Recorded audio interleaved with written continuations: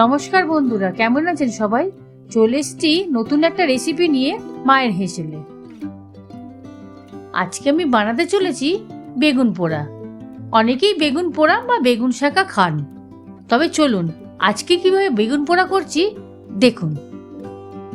এখানে আমি একটা বেগুন, একটা টমেটো, দুটো পেঁয়াজ, 4 কোয়া রসুন, দুটো কাঁচা লঙ্কা আর পরিমাণ মতন ধনেপাতা নিয়েছি। কাঁচা লঙ্কাগুলো আমি চিড়ে নিচ্ছি।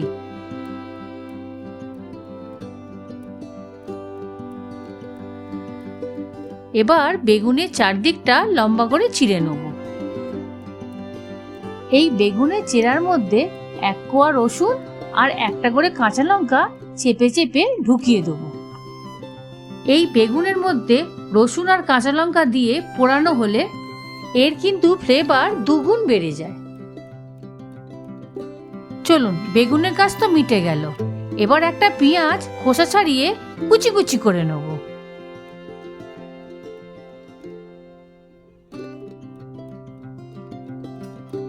এদিকে গ্যাস জ্বালা হয়ে গেছে। চলুন এবারে বেগুনটা ভালো করে পুড়িয়ে নিই। সাধারণত বেগুন পোড়া আমরা রুটি দিয়েই খাই, তবে দেখেছি অনেকেই ভাত দিয়ে খায়। যারা ভাত দিয়ে খায় তারা বলে বেগুন পোড়া ভাত দিয়ে খেতে খুব সুন্দর লাগে। তা বন্ধুরা, আমি কোনোদিন খাইনি। আপনারা কোনোদিন বেগুন পোড়া ভাত দিয়ে খেয়েছেন কি না নিচে অবশ্যই কমেন্ট করে জানাবেন। চলুন, এদিকে বেগুনটা পোড়ানো হয়ে গেছে। এবার একটা টমেটো ছুরির মধ্যে ভালো করে গেঁথে নেব, গেঁথে পুড়িয়ে নেব। টমেটোটা বেশ কালো করে পুড়িয়ে নেবেন, তাতে করে কি হবে, ভেতরটা বেশ নরম থাকবে।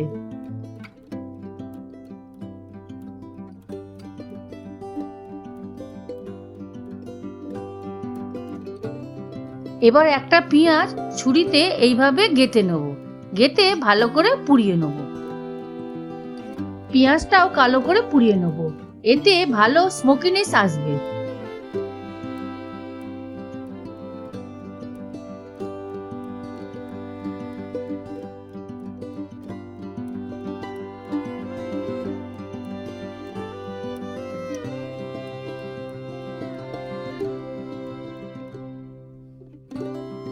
এবার জল হাত করে পোড়া বেগুনের খোসাটা ছাড়িয়ে নেব।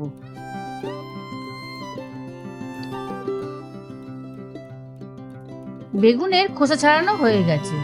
এবারে বেগুনের পিছন দিকটা আর মুখের দিকটা বাদ দিয়ে ভালো করে এটা কিমা করে নেব। এর সাথে থাকা লঙ্কা রসুনটাও কিমা হয়ে যাবে। এবার টমেটোটার পোড়া খোসাটা বাদ দিয়ে এটাও কিমা করে নেব।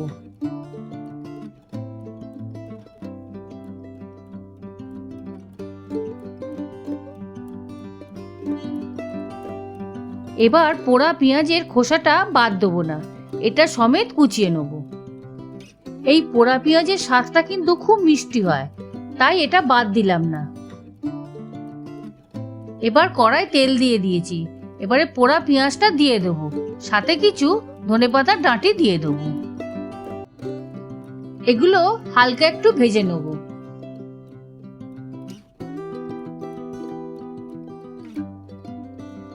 এক দু মিনিট ভাজার পর বেগুন পোড়াটা আমি দিয়ে দেবো। এই বেগুন পোড়াটা 2 থেকে 3 মিনিট ভালো করে কষিয়ে নেব।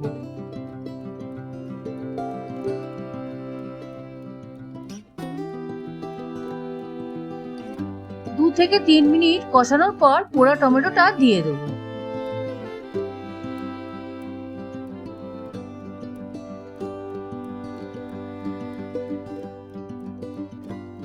এবার এতে স্বাদ মতন নুন, হলুদ, লঙ্কা গুঁড়ো, চিনি দিয়ে দেবো। দিয়ে ভালো করে মিশিয়ে নেব।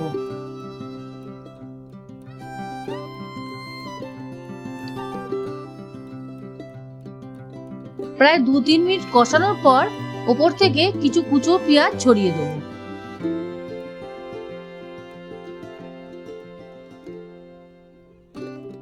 আর কিছু কুচনো ধনেপাতাও ছড়িয়ে দেবো। ব্যাস, বেগুন পোড়া কমপ্লিট। এবার বেগুন পোড়ার ওপরে একটা স্পেশাল তড়কা দেবো। ফোড়ন দেওয়ার জন্য মিডিয়াম গরম তেলে কিছু জিরে দিয়ে দেবো, আর তার সাথে 1 চামচের মতন কাশ্মীরি লঙ্কা গুঁড়ো দিয়ে দেবো। বেগুন পোড়াটা এমনি সুস্বাদু খাবার, তার সাথে এই ফোড়নটা পড়লে তার দ্বিগুণ স্বাদ বেড়ে যায়। এইভাবে বেগুন পোড়া একবার হলেও করবেন, আর নিচে কমেন্ট করে জানাবেন কেমন লাগলো। আপনারা এই চ্যানেলে নতুন হলে অবশ্যই সাবস্ক্রাইব করবেন, আর লাইক করতে যেন ভুলবেন না। তবে দেখা হচ্ছে পরবর্তী কোনো এক রেসিপি নিয়ে। আপনারা ভালো থাকবেন, সুস্থ থাকবেন। রাধে রাধে।